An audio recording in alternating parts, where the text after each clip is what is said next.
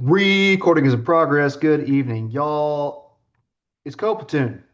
Evenings and weekends. It's Juliet cohort. I'm your host, Jordan, and I'm going to talk to you about higher order functions in Python. Hey, gang, we did higher order functions yesterday. Tuesday, I mean. It's a higher order function.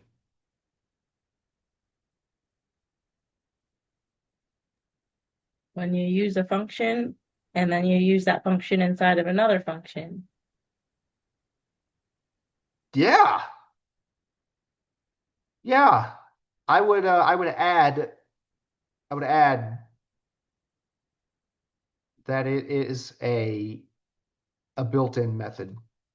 This exists in Python or as a Python library. Like the word map does a special thing.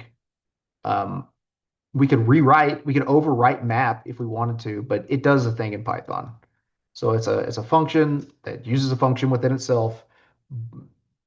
We use the word method for words like this. It's a verb. It does a thing. So by the end of this class, you will be able to use Python's built-in map filter, reduce functions to transform data. You might be able to explain how these are different than they are in JavaScript. I don't care that much about that. They work similarly. We just have to look up the syntax. None of you should memorize the syntax of higher order functions unless you're using them all the time. Convert between iterable objects and lists when working with map and filter results. Sure, we'll probably do that. Um, it's got all of these things. However, in Python, these higher order functions are not methods on list. Basically, they don't they don't tap off of list as JavaScript does with its methods. Um, First, foremost, maybe the weirdest, we're going to use map. Let's say you want to return a new list with each element doubled. You would first define a double function, much like, come on now, code, higher order functions. I, much like earlier today, very simple function here. Takes an element, multiplies it by two. It's just an example. Then you pass that function into a map along with the list. Let's see it. Um, okay, so here's our function, the double. Here's a list, 1, 2, 3, 4. Return value. This is how we're going to utilize that map. We're going to call our double function. Second argument is built my list. And then we're print a return value. What the hell is this? I don't know what that is. Let's just print it and see what happens. Python, higher order function. Ugh. What the heck, gang? Why did we not get 2, 4, 6, and 8?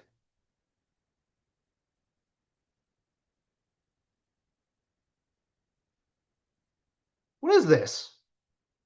What the hell is this? Mine doesn't say that. What is this crazy thing? Does anyone know? Has anyone been exposed to this?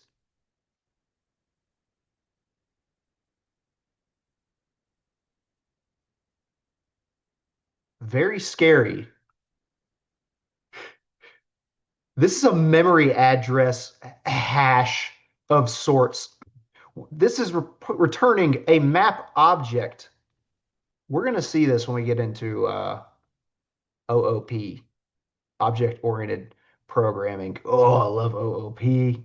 I can't wait. I can't wait to see these. I saw a chat message as a reminder. I don't care about chat messages, but they're great for the TA teaching you nonsense that he learned at college. Who cares? This is just a map object. This is a this points to the object. It's not something we can usefully easily read from the terminal, but fret not. It is just something we can iterate through. Uh, yeah, you darn straight. I'm surprised by this output. What is a map object? Damn, I know this lecture like the back of my hand. I've never given it before. Yeah, we will do this in object-oriented programming. I don't know if this is going to help or piss people off.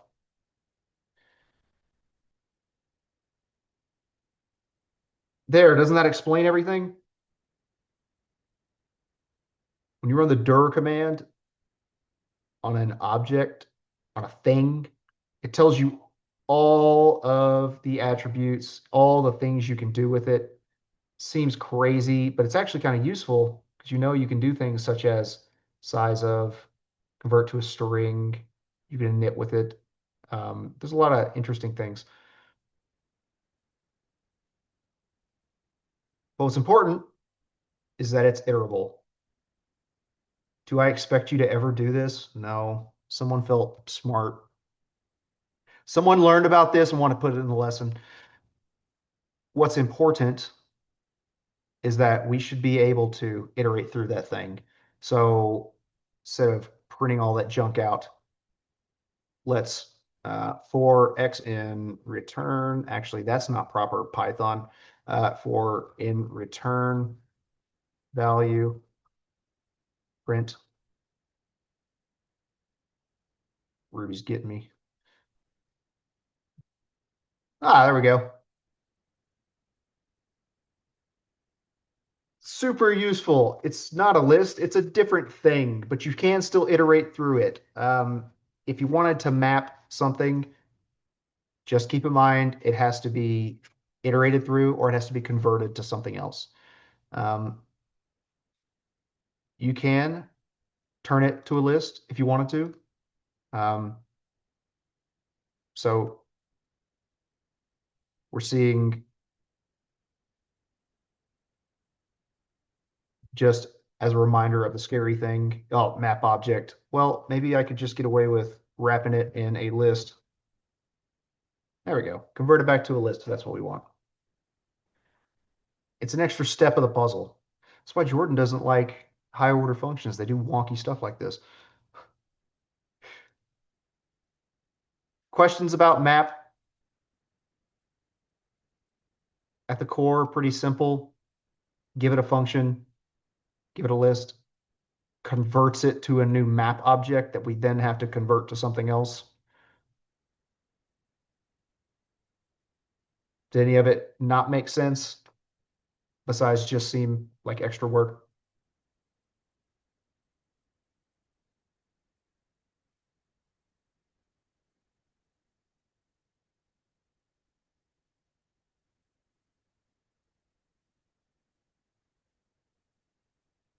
Your silence means you agree and understand everything. Filter. All of these things feel very similar, by the way, gang. I know that. Filter. To filter out certain elements. This is not how you do this in Python. Why does it exist in Python? Does anyone want to guess why filter exists in Python when we got better ways to do it?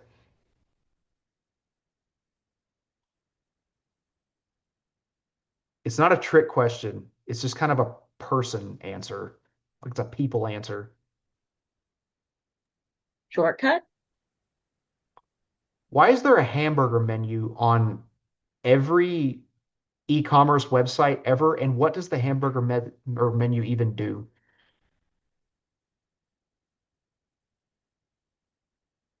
What's this? Menu bar? Yeah, but this thing, this button, The drop-down menu. as a hamburger menu. At a drop down, it pops from the side. Sometimes it drops down, sometimes it opens up. Do you know why it exists? Because people go looking for it. Why does filter exist in Python? Because Because people look for it. dadgum, yeah, JavaScript coders come and bring their heinous, horrible ideas to our good goddamn language, and they want to see filter because they're used to seeing filter. You tell them we have much better options. We've got list comprehension, much cleaner, much nicer. No, I want my filter. Okay, you can have it. It sucks, but it's here.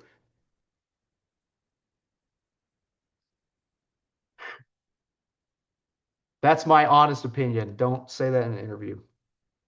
People go looking for it. That's why these higher order functions exist in every daggum language. That's why maps exist in every daggum language. Maybe they're really good in some languages. In a lot of others, it's just kind of shoehorned in there and it works because people, these are common things that people have been doing with code for a long time. So they expect your language to be able to do it, even if it's got a better way to do it. So if someone ever gives you snark because you don't know how to use filter off the top of your head, tell them, well, that's not very Pythonic.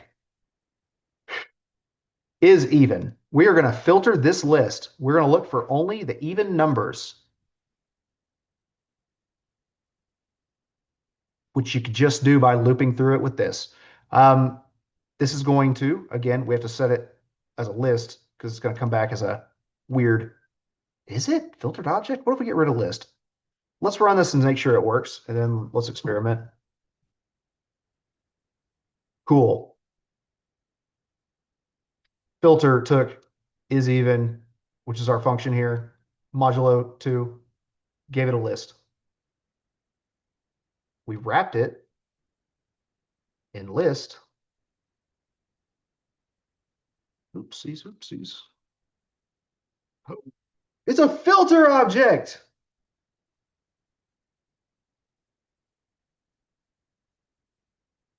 To further my point, dang, Jordan, that's like a whole nother step we had to add just to use this stupid filter. Yep, agreed. But it's there. It will convert it to a filter type object. And if we want to do anything meaningful with it, we got to convert it back to a list or we have to iterate through it. Questions?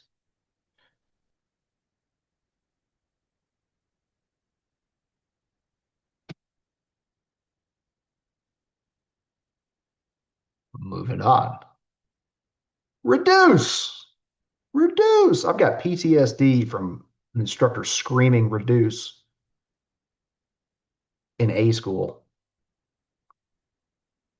Mean math instructor. She would just yell, reduce. Nightmares. Uh, okay. Now, reduce is actually very useful in JavaScript, as these other things are. So we've shoehorned it into Python a little bit. Um, you have to import this if you want to use it. Much like reduce in JavaScript, you keep a tally running. Um, it's got accumulator and it's got the current. This is what we're going to do with it. We are going to sum my list. Keep in mind that reduce returns a single value, not another list. Because of that, we don't need to worry about map objects.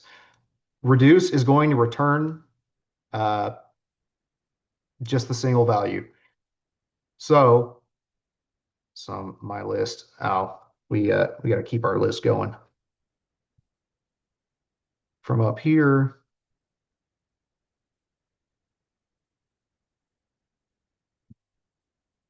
very cool. Your reducer is going to give you a sum. Did we feed it sum? Where did that come from? It only takes one argument, and it's going to be that list. And it is going to return. Going on here? Did I lose my mind? Does this not work? Isn't the function, didn't they create a sum function above Yeah, they that? did. I was left a lost my mind. Sorry, getting a little excited. Sum is something we created. This is a function. This is our accumulated and current.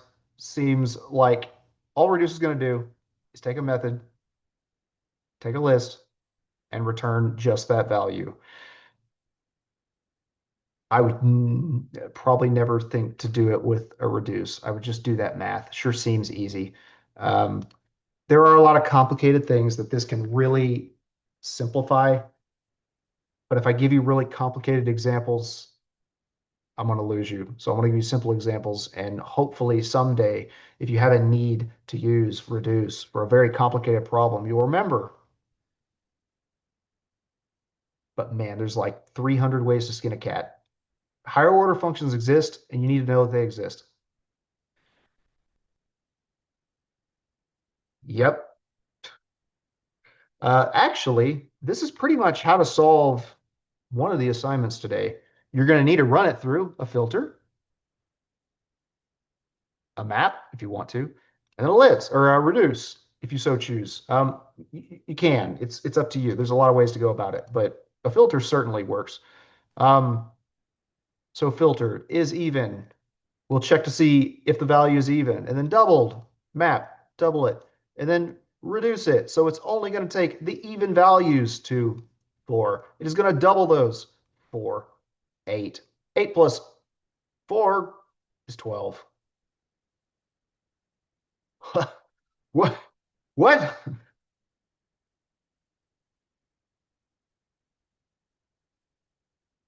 Oh, because I deleted all my code. Oh my goodness.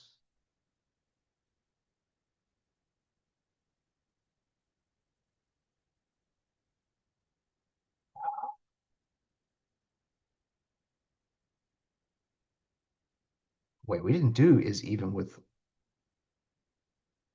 Yeah, we did. Where it is? There we are. There we go. 12.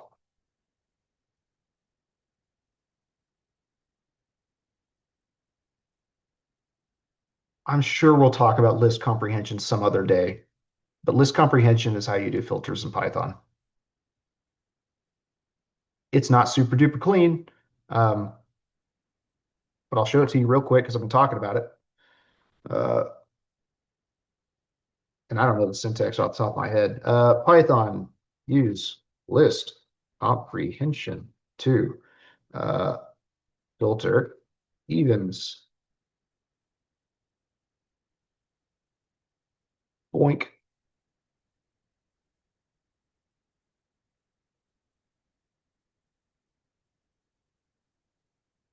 Stop that.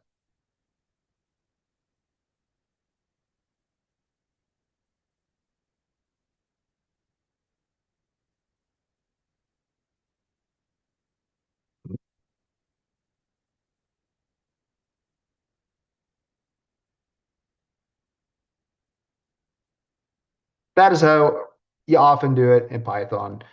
This looks ugly, but it's not. It's Pythonic. Number for number, or sorry, for num in numbers, which would be, whatever our numbers are.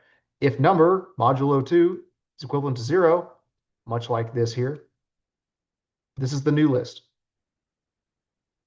I forget if we cover list comprehension. I'm certain we do. But this is the Pythonic way. Filter is a JavaScript way.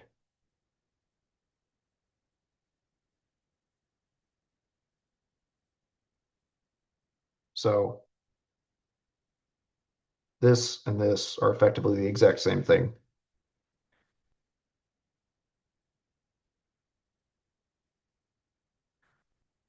Also, just looping. You can break this down as simple as you want to. No one on earth is going to say, "Oh, you didn't use list comprehension for that." They're going to say, "Did you know about list comprehension? Have you tried that? Why don't you give it a look? Maybe that'll be good for you." No one's going to say, "You don't know your higher order function filter." They're going to say, "Oh, well, personally, I might have used the higher order function filter for this. Maybe it'll make it a little bit easier to read."